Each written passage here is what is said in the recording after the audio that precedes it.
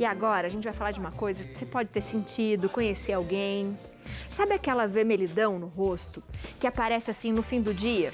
Ou logo após tomar um drink, comer alguma coisa mais apimentada? Ela pode ser uma doença chamada rosácea. É? Você já ouviu falar? Para falar sobre isso, a gente recebe aqui na nossa casa a dermatologista, a doutora Ana Beatriz Schmidt. Doutora, seja sempre bem-vinda. Boa tarde. Boa tarde. Eu que agradeço sempre. Que chique que a gente está aqui, hein? Chique, né? Quanta coisa, pode guardar. Doutora, o que é a rosácea?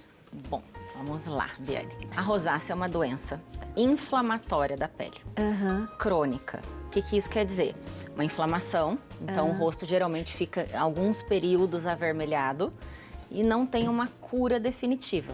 Então ela tem controle, tem tratamento, mas não uma cura definitiva. Então por isso uma doença crônica inflamatória da pele. E a gente tem alguma coisa que a gente possa fazer que provoque isso, doutora? Tem. A rosácea, ela é desencadeada, a gente não sabe até hoje o porquê. Algumas pessoas têm, outras não.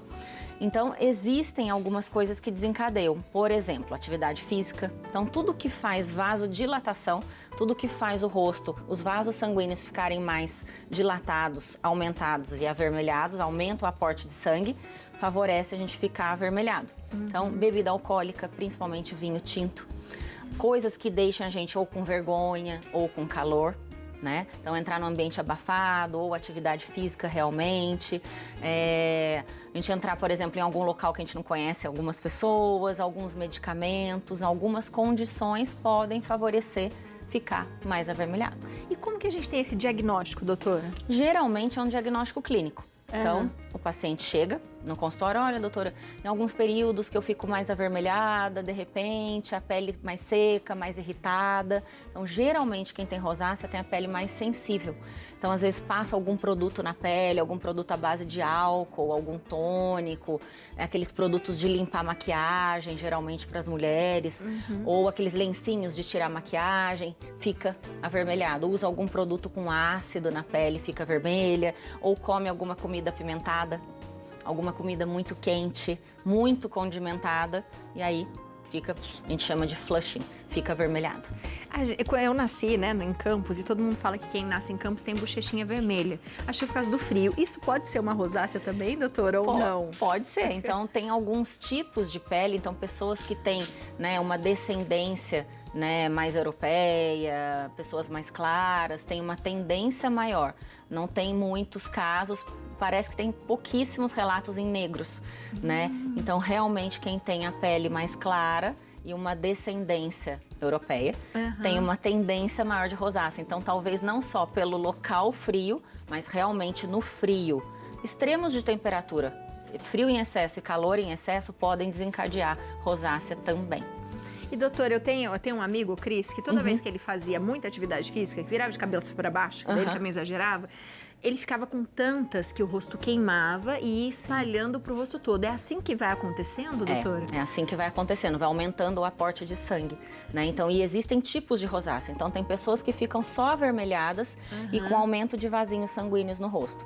Tem pessoas que têm tipo acne. Não é uma acne de verdade, igual o goleiro da seleção atual do Brasil. Ele tem. É verdade. Né? Então, não é uma acne rosácea. É uma rosácea papulonodular, é um outro nome mais complicado, enfim. Mas não é uma acne em si verdadeira, porque não tem cravo preto quem tem rosácea. Então, não é uma acne de verdade. Não tem essa produção de oleosidade da formação da acne. E tem associação com um tipo de ácaro que vive na nossa pele, assim, em harmonia. Mas ele tem um aumento em pessoas com rosácea. Tem rosáceas que acometem os olhos, que é a rosácea ocular. Então, são pessoas que podem ter muita irritação na área dos olhos, no cantinho do olho, descama, fica avermelhado, a gente chama de blefarite. E tem pessoas, e aí geralmente mais comum nos homens, que tem a rosácea do tipo rinofima. E o nariz vai ficando mais grosso. A pele do nariz vai ficando mais grosseira, mais áspera. Não só no nariz, mas é mais comum nessa região do nariz. Que interessante. A gente tem um depoimento, vamos assistir para depois falar dos tratamentos e como a gente cuida disso. Combinado. É o depoimento da Tailine, que diz que tem rosácea. Vamos saber um pouquinho da história dela. Fui diagnosticada com rosácea com 20 anos, porém, essa história vem de muito tempo atrás. Desde pequenininha, eu sempre tive as bochechas bem vermelhinhas, a testa também com uma manchinha vermelha, no queixo também. Mas a minha mãe achava que era normal, porque aqui onde a gente mora, a maioria das pessoas tem a pele bem branquinha, mais sensível, né? Qualquer coisa já fica um pouquinho mais vermelho, mas some, né? Só que no meu caso, né, daí eu cresci, na minha adolescência eu comecei a sofrer bastante, porque o meu vermelho do rosto, ele não some, ele fica mais forte em algumas ocasiões, assim, e ele acalma ficando um vermelhinho mais escuro. Eu uso a maquiagem pra esconder, que é uma coisa que eu não consigo, assim, digamos que sair com a cara limpa, porque eu não sei o que eu vou passar durante o dia. Pode ser que piore muito e isso pode me deixar frustrada. Então eu prefiro sair, passar uma maquiagem sempre pra sair, usar protetor solar, né, pra cuidar, passo creme hidratante, hidrato bem. Hoje em dia eu aceito bem melhor isso. Já tive momentos piores que eu não aceitava, até que eu tive a ideia de criar em uma rede social uma página que contasse um pouco do meu dia a dia com a rosácea e tudo mais. E para mim foi uma ajuda muito grande que eu tive, que eu consegui me aceitar melhor, ouvir opiniões, conversar com as pessoas, porque até então eu achava que só eu tinha, né? Não conhecia ninguém que tinha rosácea. E hoje eu converso com muitas pessoas, a gente desabafa, a gente troca ideia, e isso é muito bacana, tá? Porque realmente só quem vive com a rosácea sabe como é. Então essa foi a minha história, né? E hoje convivo com a rosácea de uma maneira mais tranquila e com uma aceitação melhor. Gente, que incrível isso, hein? E fica bem vermelhinho e bem inchadinho aqui, Sim. né? Exatamente. Então, principalmente, e ela tem a pele clarinha. Bem clarinha. Ela é bem clarinha, então tem uma descendência, né, europeia, provavelmente, e aí tem uma tendência maior de ter a rosácea, mas é uma questão de suscetibilidade individual.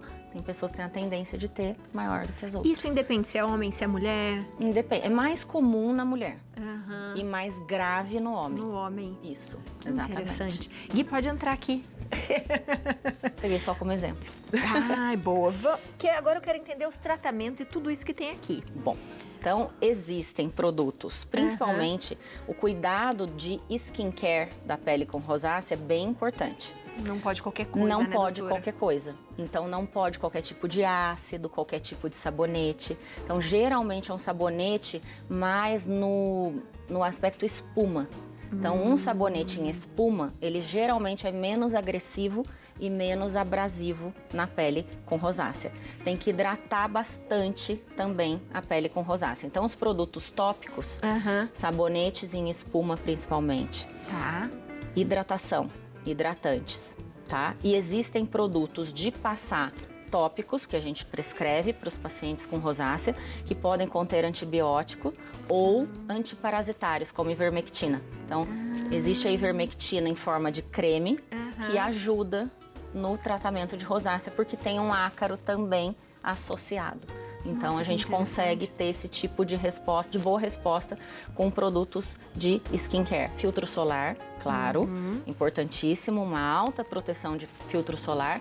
E geralmente filtros solares que a gente chama de inorgânicos, são filtros físicos minerais.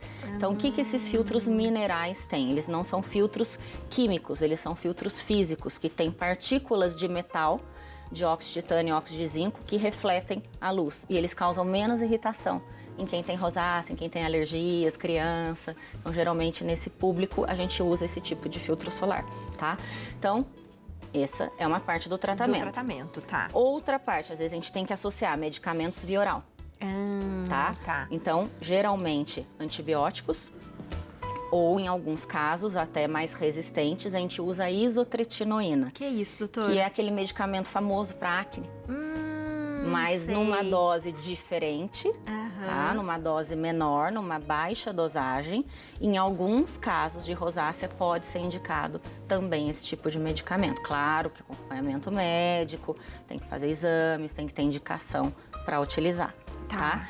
Feito isso, a gente pode associar a esses pacientes, e geralmente em quadros mais avançados, mais intensos, tratamentos no consultório, tá?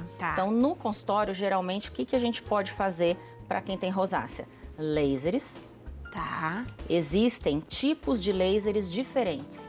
Então, a luz intensa pulsada não é um laser em si por definição, mas a gente vulgariza, enfim, né, populariza como um tipo de laser. Então, ela tem um tipo de ação na rosácea, tanto nos vasinhos sanguíneos quanto na vermelhidão.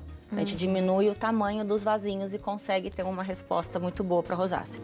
E existem outros tipos de laser também, que tem uns nomes mais complicados, tipo Nd:YAG, que é essa tecnologia aqui, que a gente também consegue ter boa resposta nos pacientes com rosácea. Tem que evitar peelings, ácidos, esse tipo. Esfoliar a pele. Exatamente, não, Né? não é pode, uma boa né? indicação. A luz de LED, eu tentei ligar aqui, mas não consegui, mas isso aqui é uma máscara de LED. Tá. Então, o LED é uma luz, um tipo de luz que a gente pode até fazer em casa, porque essas máscaras tem para vender para os pacientes também. E ela tem diferentes cores. Então, o LED vermelho é anti-inflamatório, o LED azul também tem uma ação antibacteriana. E às vezes a gente pode misturar as duas cores e o paciente faz em casa um pouquinho todos os dias ou quando tiver em crises. E também existe o LED em consultório, que às vezes é um pouco mais intenso do que o LED domiciliar. E ele é muito seguro, não queima, não machuca, claro, você comprar um LED de boa procedência, tá? E hoje em dia, uma das grandes inovações assim no tratamento de rosácea, mas em rosáceas mais resistentes, é a aplicação de toxina botulínica. Na que rosácea? É na rosácea, isso. Que Que a gente legal. faz para as rugas de expressão, para excesso de suor nas axilas, enfim. Existe uma diluição, uma composição que a gente faz um pouco diferente, uma recomposição diferente da toxina botulínica, uma aplicação bem superficial na pele e a gente consegue, talvez por um mecanismo de diminuir essa vasodilatação que os pacientes têm na rosácea, um controle bem legal e bem interessante da vermelhidão da rosácea com a aplicação de toxina botulínica. E eu ia perguntar isso da vermelhidão, porque as pessoas se incomodam com ela ali e fica usando maquiagem o tempo todo, Exatamente. né? Então, essa seria uma forma da gente melhorar um pouco. Exatamente, a gente consegue controlar um pouco esses episódios de vermelhidão da rosácea com aplicação de toxina botulínica. Porque do mesmo jeito que ela dá aquela paralisada, que ela também paralisa nesse movimento? Não, ela não tem esse efeito de paralisação nesse caso da rosácea. Então, a gente faz uma reconstituição da toxina diferente. O que é uma reconstituição? A toxina botulínica, geralmente, ela vem no frasco em pó.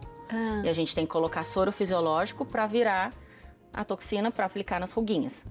Nessa aplicação, a colocação de soro fisiológico é maior, a gente dilui mais a toxina.